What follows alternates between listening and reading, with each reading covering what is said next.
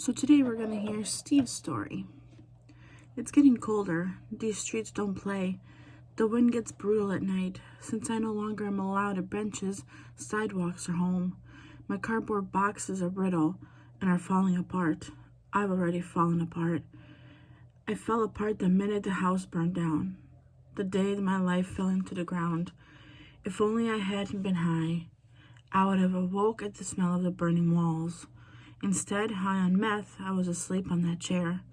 The only thing that woke me up on time were the firefighters breaking down my door. The loud thump brought me out of my coma. I instantly thought I was in a movie I didn't remember getting ready for. That was the first and only time I ever tried drugs. I got high for 2 reasons. My child had just died. He was 4 months old, died of SIDS, sudden infant death syndrome. Reason 2, found out I was adopted. My life ended, I guess you could say, twice. They have no idea what caused the fire, but assuming it was a television. Something about a high spark. I was staying with my friend Rick, but after losing my job at FedEx due to hygiene cause, well, can you assume? Rick needed me out. I wasn't paying a thing, and I don't blame him. We each have our lives. He didn't need to babysit a grown-ass man. Now I'm out on the streets. I've been on the streets for 9 months. You're thinking, get a job. It isn't really easy. You can't get an interview at McDonald's looking this way. I haven't showered. I haven't shaved. I haven't changed clothes. One look at me and judgment begins. I'm aware of the stares, the snickers, the pointing. I've grown used to it. It's second nature, really. They pass judgment because, in all honesty, it's our nature. One look at me and bum, lazy, gross. I get it. It takes longer to turn these pages than it does to read the story. I'm getting there, I promise. Here we go. No lie, it hurts. Deeply if I let it. I hide everything well. I lost everything. I lost myself after Michelle left. Death of my son made me a zombie. Then finding out about the adoption just sent me into the I don't care anymore zone.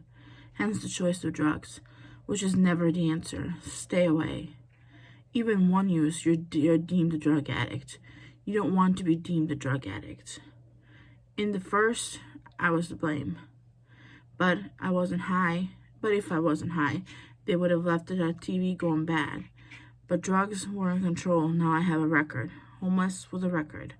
It just never ends. I do blame myself highly for all of it. I'm in high state of depression, but how do I keep going? There's an answer I'd like to discover.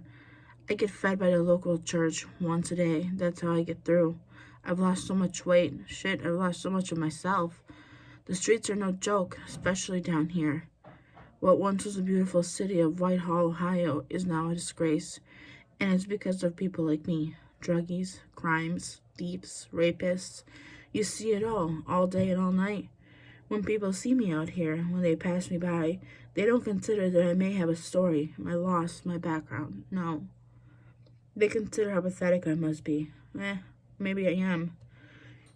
You must wonder what I think about this about myself. Let me tell you, nothing positive. I have nothing positive except the air I inhale. I don't even know why I have that left.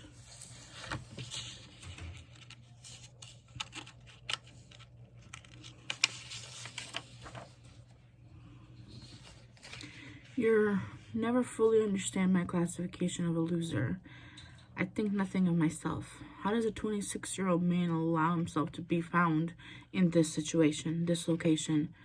My depression takes me under nightly. I hardly get sleep. It digs into me.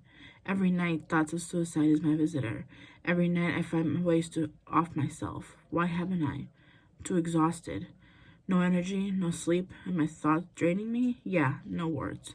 I self-loathe. I mean, wouldn't anyone in this situation? Seriously. I feel disconnected from myself. Reality. So gross. Dirty. I look at me too. Of course, when my mind allows it, fear comes in. Sleeping out here, you have to be scared. You have to watch out. People aren't what they are. People don't know when are they looking out for trouble. Basically, you don't know when you're looking out for trouble. There we go. especially if they're on something. Fear keeps me awake. Even though I don't care for being alive, I don't want to die under someone else's hands. No, that ain't the way to go. You know what embarrassed me the most out of this? The begging. I've never had to beg in my life. Now it's like a 9 to 5. I never get much. I put my head real low over my eyes. My hat. He puts his hat low over his eyes. Yeah. I don't need to see the shame that I feel sorry for you looks. With what I do get, I go to dollar store up the street. I get gloves or toilet paper, necessities you only take for granted daily. I don't wish to send anyone. I wonder if anyone knows I'm here, if I'm even alive. I've only attempted calling Michelle 3 times. I refuse to speak to Dan and Doris. I don't even know what I wrote. Doris. It's over for me. This is the life I lead.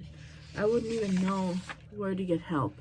It's been too long. In 2 months, I'll be 27. What have I got to show for it? So other than my beautiful mistakes of reading, because apparently I can't read today, that's Steve. Questions and comments down below, please. Thank you.